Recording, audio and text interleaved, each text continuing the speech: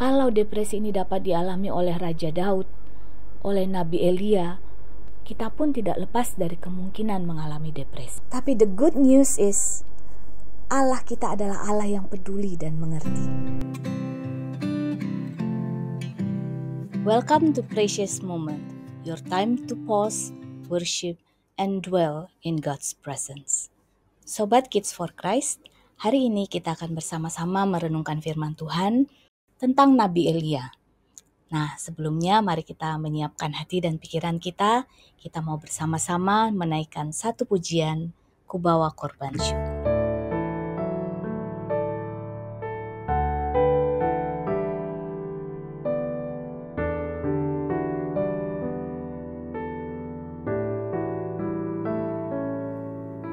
Saat ku masuk ke hadirat-Mu,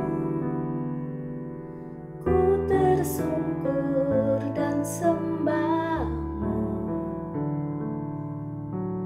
Ku persembahkan korban syukurku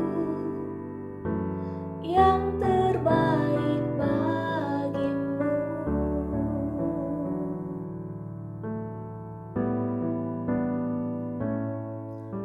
Saat ku masuk ke hadirat-Mu,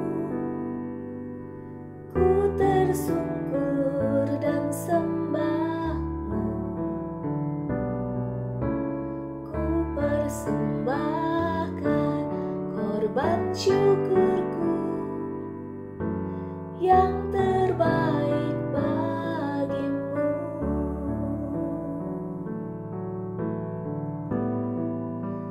Ku bawa korban syukur ke tempat kudus-Mu Tuhan. Hatiku limpah dengan syukur, sebab Tuhan baik. Oh, sebab Tuhan baik.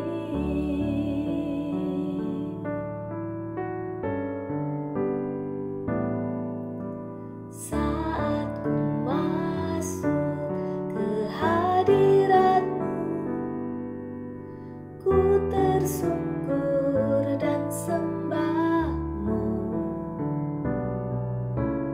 Ku persembahkan korban syukurku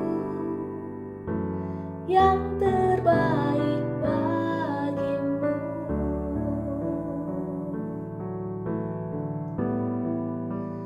Ku bawa korban syukur ke tempat kudus-Mu Tuhan. Hatiku limpah dengan syukur, sebab Tuhan baik selamanya. Ku bawa korban syukur ke tempat kudus-Mu Tuhan. Hatiku limpah dengan syukur, sebab Tuhan baik. Oh, sebab Tuhan baik.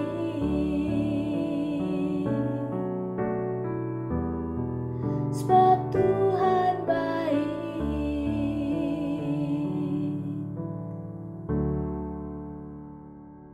Allah Bapa kami yang bertahta dalam kerajaan surga, terima kasih Tuhan, begitu banyak hal yang boleh kami syukuri di dalam kehidupan kami. Bahkan ketika keadaan di sekitar kami terasa menekan kami boleh tetap bersyukur karena kami boleh percaya bahwa Tuhan itu baik, bahwa Tuhan punya rencana yang baik di dalam kehidupan kami. Tuhan, saat ini kami mau mempersembahkan waktu ini kepadamu ya Tuhan. Kami ingin bersama-sama membaca firman-Mu, merenungkan firman-Mu. Biarlah kiranya Roh Kudus mengajar di dalam hati kami. Roh Kudus melembutkan hati yang keras, dan Roh Kudus juga memberi hikmat untuk kami dapat memahami apa yang hendak Tuhan sampaikan kepada kami pada saat ini. Terima kasih Tuhan, di dalam nama Yesus kami berdoa. Amin. Sobat, renungan kita hari ini mengambil judul dari Jeritan Hati Nabi Elia. Cukuplah itu, sekarang ya Tuhan, ambillah nyawaku.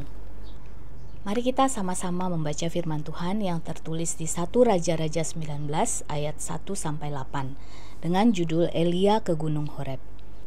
Ketika Ahab memberitahukan kepada Izabel segala yang dilakukan Elia dan perihal Elia membunuh semua nabi itu dengan pedang, maka Izabel menyuruh seorang suruhan mengatakan kepada Elia, "Beginilah kiranya para Allah menghukum aku, bahkan lebih lagi daripada itu. Jika besok kira-kira pada waktu ini, aku tidak membuat nyawamu sama seperti nyawa salah seorang dari mereka itu."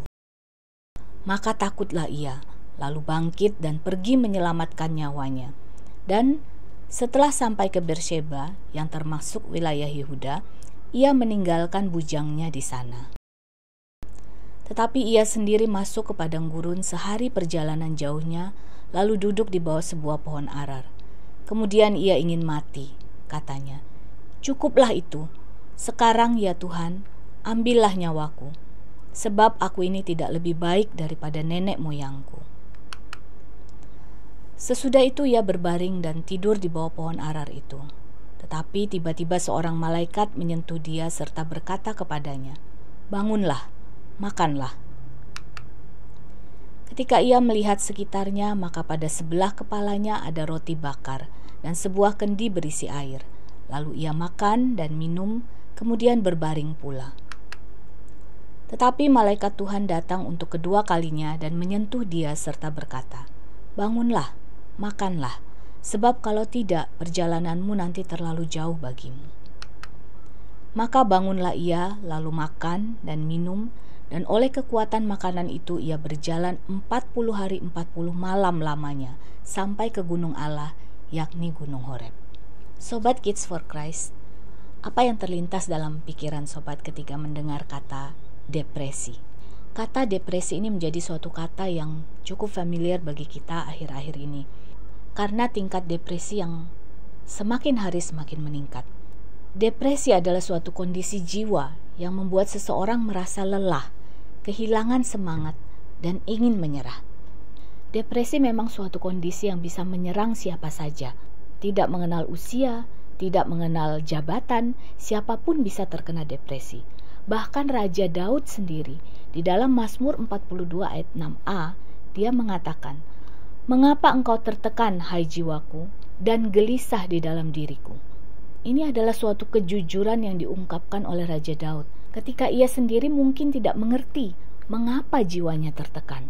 Dia mengerti bahwa ada begitu banyak kesulitan yang ia hadapi, tetapi ia terus bersyukur kepada Tuhan. Dan Raja Daud adalah seorang yang sangat yakin dan percaya bahwa Tuhan adalah gembala yang baik dan Tuhan adalah gunung batu tempat ia berlindung. Namun bagi seorang Raja Daud pun, ia pernah mengalami rasa tertekan itu. Dan dengan jujur ia bahkan meneriakkan, "Mengapa engkau tertekan, hai jiwaku, dan gelisah di dalam diriku?" Kalau depresi ini dapat dialami oleh Raja Daud, oleh Nabi Elia, maka tidak mungkin depresi ini juga bisa dialami oleh sobat sekalian dan saya sendiri. Bahkan bagi kita yang mungkin aktif di dalam pelayanan di gereja, dan bagi kita yang selalu meluangkan waktu bersama Tuhan, dan bahkan bekerja dengan giat untuk kemuliaan Tuhan, kita pun tidak lepas dari kemungkinan mengalami depresi. Lalu apa sih sebenarnya yang menyebabkan depresi? Yang pertama adalah kelelahan fisik dan emosional. Kalau kita membaca di perikop sebelumnya, Nabi Elia mengalahkan begitu banyak Nabi Baal. Dia mengalami kemenangan besar bersama Tuhan. Tetapi perjuangan ini mungkin sudah menguras begitu banyak tenaga dan emosinya, sehingga ia mengalami kelelahan yang luar biasa, baik secara fisik dan emosional. Kita sendiri pun mungkin seperti itu. Ketika kita sibuk di dalam pekerjaan, kita mengalami banyak masalah di dalam kehidupan, Begitu banyak rintangan yang harus kita lalui, dan bahkan ketika kita sibuk di dalam pelayanan pun, itu bisa membawa kelelahan yang luar biasa bagi fisik dan emosi kita. Yang kedua yaitu ekspektasi yang tidak terpenuhi. Bagi Nabi Elia, mungkin setelah kemenangan yang luar biasa itu, dia mengharapkan bahwa akan ada suatu pemulihan besar yang segera terjadi di dalam kehidupan bangsa Israel. Tetapi kenyataannya, ternyata ekspektasi itu tidak langsung terpenuhi. Justru sebaliknya, dia mengalami ancaman. Raja Ahab dan Ratu Isabel bahkan mengancam untuk mengejar dan menangkap serta membunuh dia. Terkadang dalam kehidupan ini kita memiliki ekspektasi yang begitu tinggi. Mungkin di dalam belajar, mungkin di dalam perkuliahan, di dalam pekerjaan, bahkan di dalam pelayanan.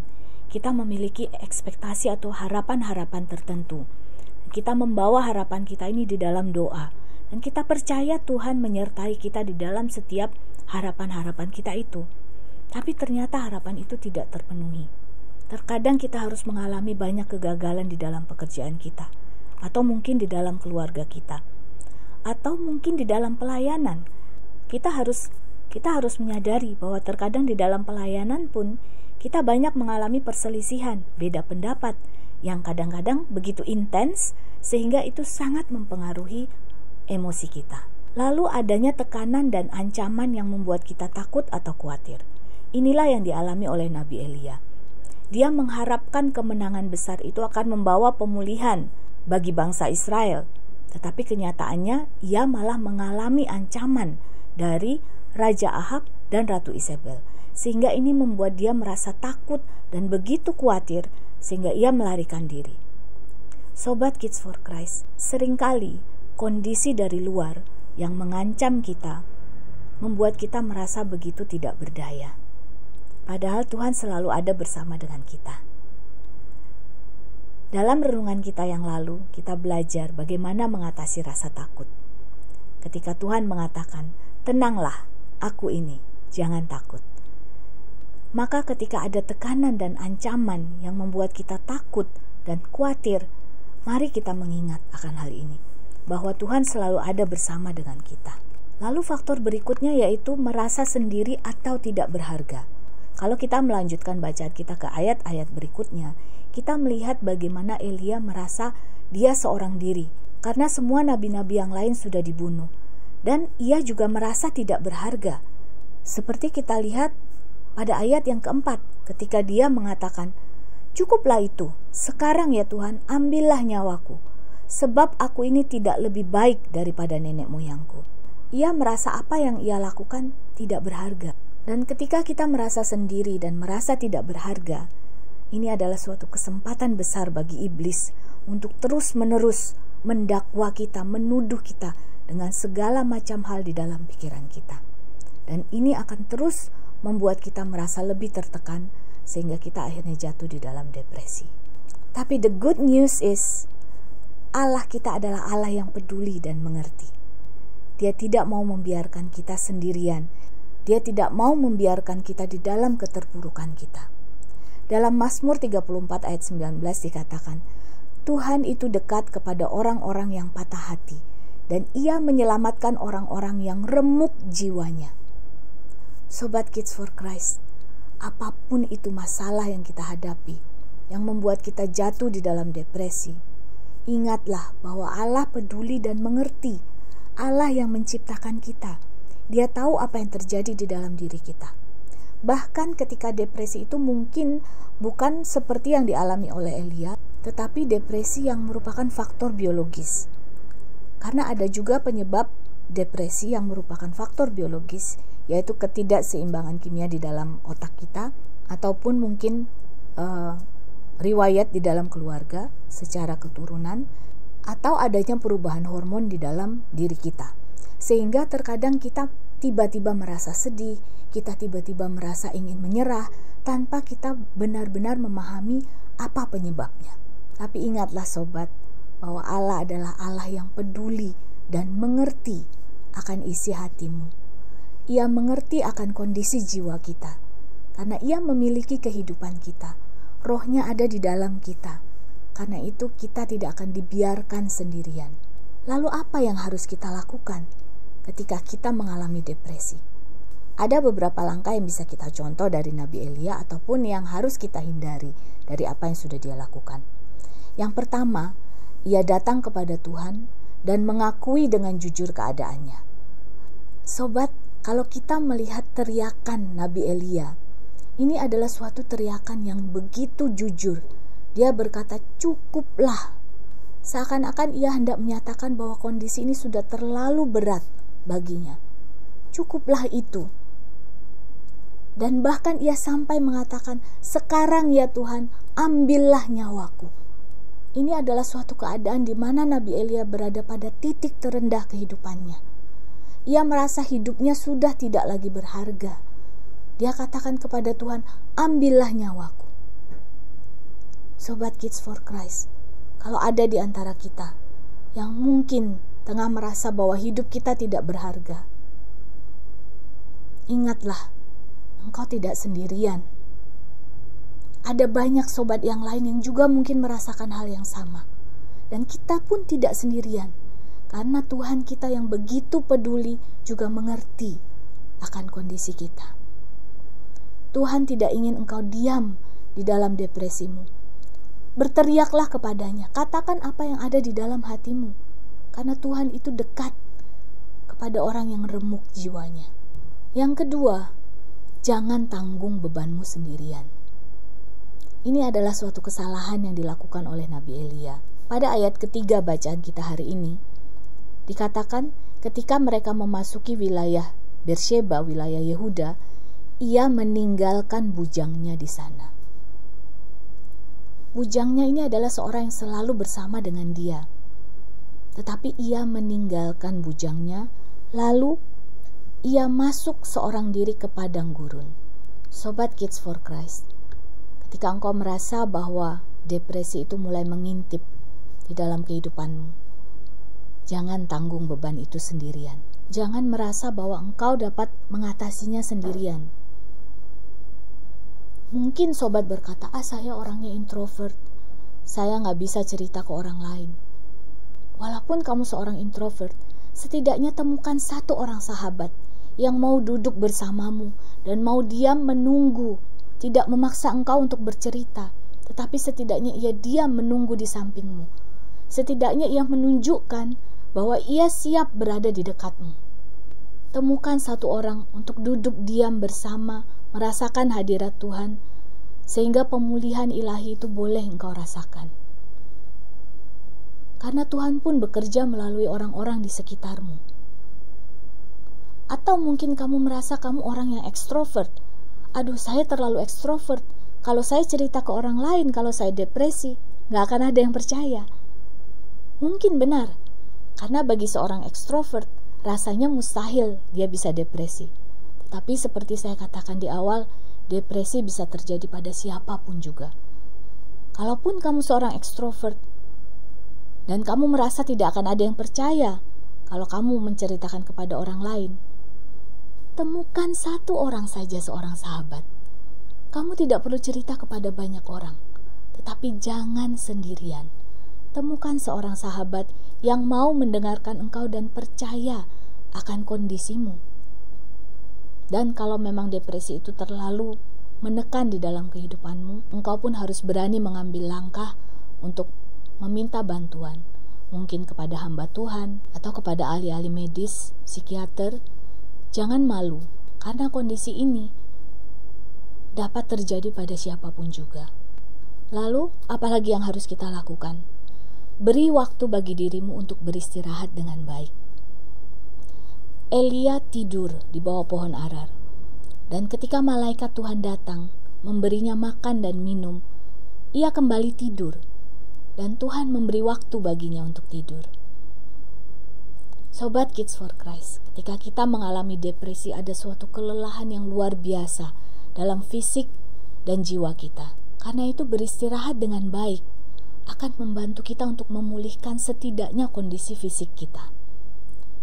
Karena itu berilah waktu untuk dirimu beristirahat.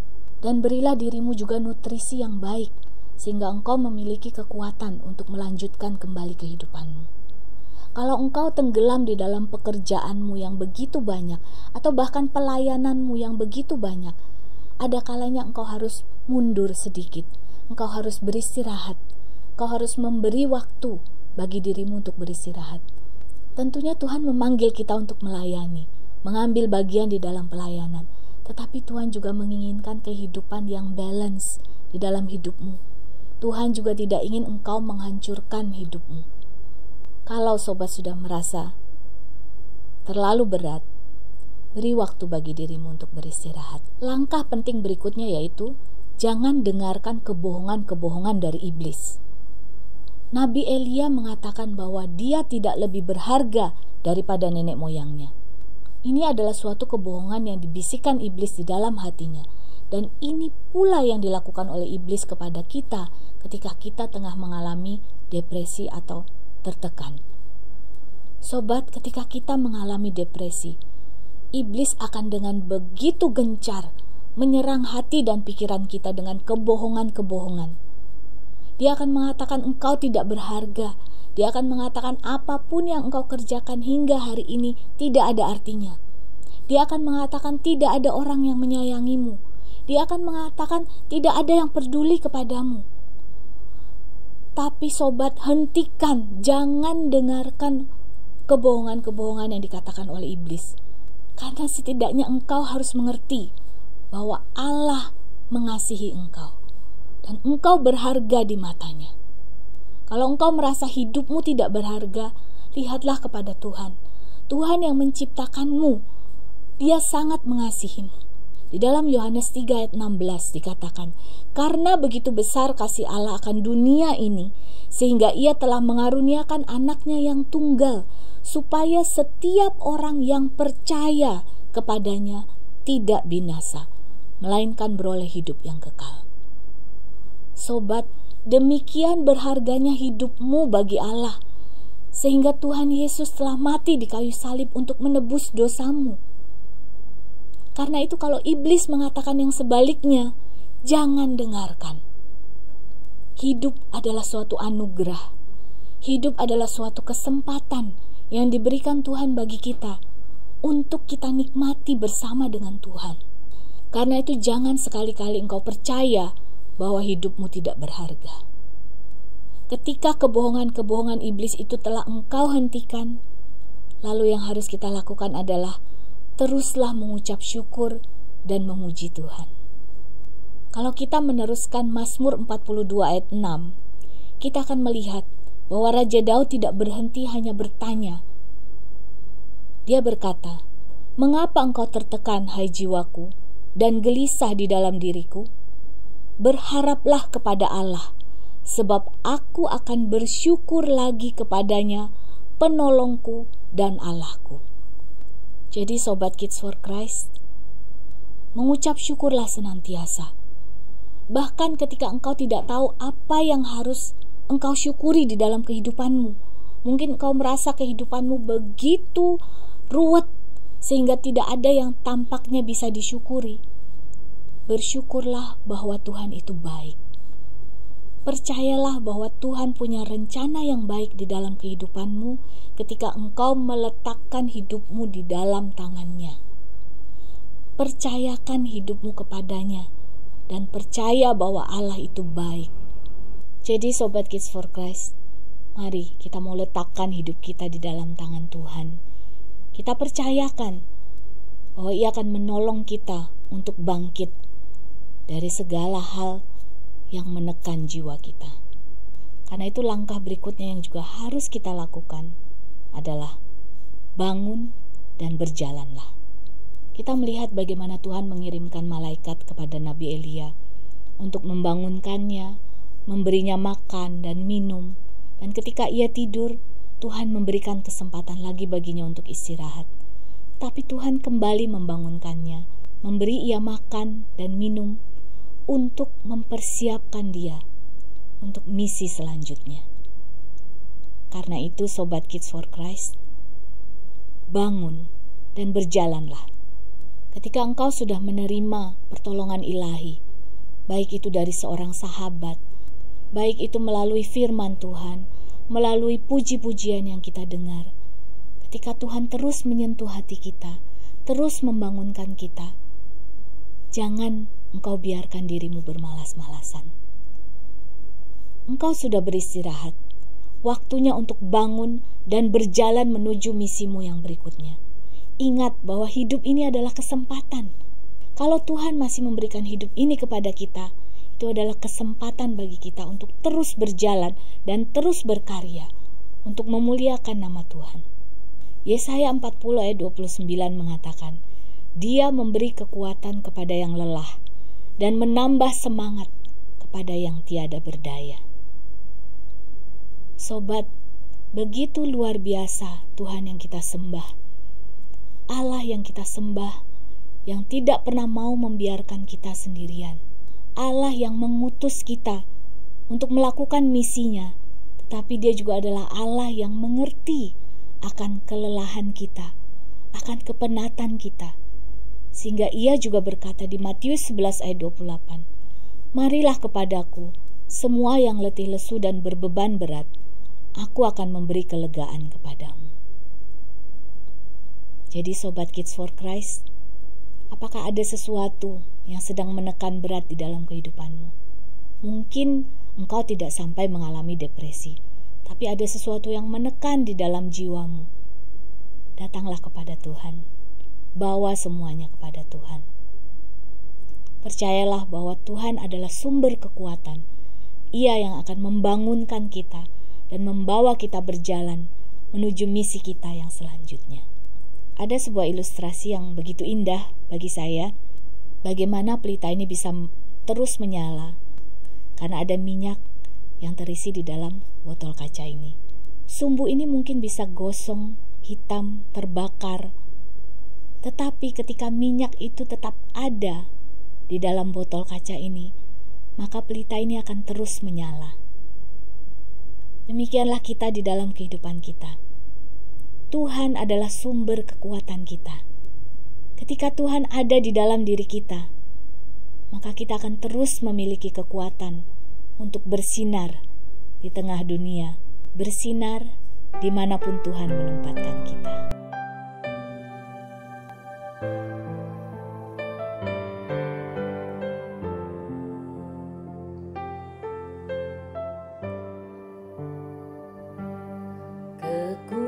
Kekuatan di hidupku, ku dapat dalam Yesus. Dia tak pernah tinggalkanku, setia menopangku, berseru berharap dalam Yesus. Ajaib Kau Tuhan, penuh kuasa, mampu pulihkan keadaanku. Dalam tangan-Mu seluruh hidupku tak akan goyah selamanya.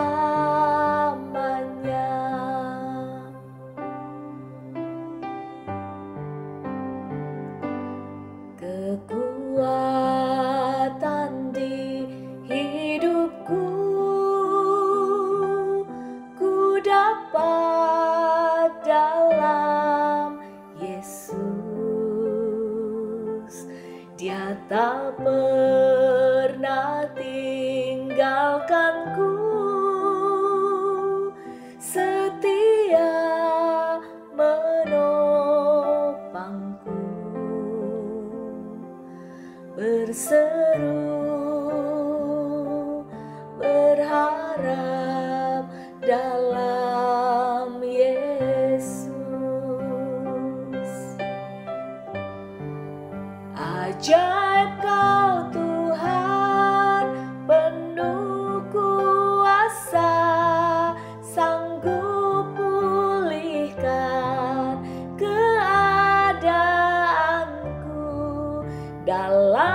tangan-Mu, seluruh hidupku tak akan goyah selamanya.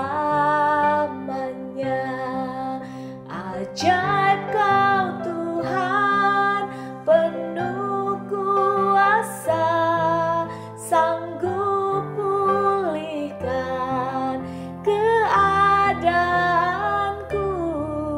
Dalam tangan-Mu seluruh hidupku tak akan goyah selamanya, tak akan goyah selamanya, tak akan goyah selamanya.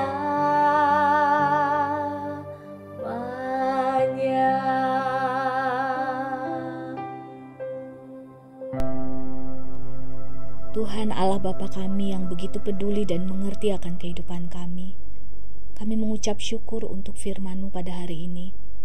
Kami mengucap syukur ya Tuhan, Engkau menunjukkan kembali betapa Engkau mengasihi kami.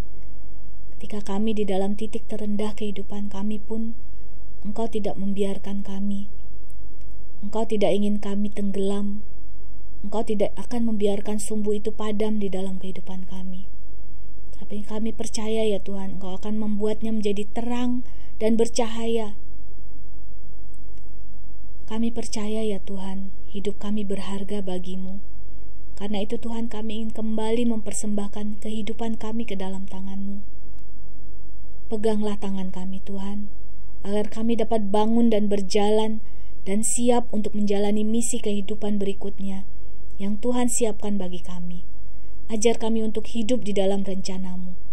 Jangan biarkan kami di dalam keputusasaan kami, tapi biarlah kami terus bersyukur dan terus memandang kepada-Mu, sehingga kami beroleh kekuatan untuk melakukan misi kehidupan ini bersama-Mu.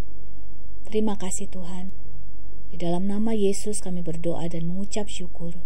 Amin. Sobat Kids for Christ, sekiranya renungan kita hari ini memberkati di dalam kehidupan-Mu. Kau juga boleh bagikan kepada sahabat-sahabat yang lain yang mungkin engkau rasa memerlukan juga firman Tuhan hari ini. Atau mungkin ada di antara Sobat Kids for Christ yang saat ini sedang mendengarkan, tapi kamu sedang baik-baik saja. Mungkin terlintas, mungkin firman Tuhan hari ini bukan untukku. Ingat Sobat, ketika firman Tuhan itu engkau dengarkan sungguh-sungguh, Tuhan sedang berbicara kepadamu. Mungkin engkau tidak mengalami depresi, mungkin engkau sedang baik-baik saja. Tetapi mungkin Tuhan tengah memanggil engkau menjadi seorang sahabat bagi mereka yang tengah mengalami depresi. Karena itu, pandanglah sekelilingmu. Mungkin ada sahabat-sahabat di sekitarmu yang membutuhkanmu. Tuhan memanggilmu untuk melakukannya. Dan Sobat Kids for Christ, saya juga ingin mengajak sobat sekalian, mungkin ada yang memiliki talenta dalam musik atau menyanyi. Sobat bisa mengirimkan rekaman instrumen yang kamu mainkan atau mungkin cover lagu rohani yang kamu nyanyikan, bisa dikirim ke kidsforchristindonesia@gmail.com. Dan sekiranya ada sobat yang ingin berbagi kesaksian hidup atau mungkin ingin membagikan pokok-pokok doa, sobat boleh menuliskan di kolom komen di bawah ini atau bisa juga dikirimkan melalui email ini. Kiranya firman Tuhan yang kita dengar hari ini boleh menjadi kekuatan baru di dalam kehidupan kita semua. Sampai bertemu di Precious Moment berikutnya bersama saya, Angela Christy. Tuhan memberkati. Remember, don't give God the leftovers. Give Him your best time, because every moment with Him is precious.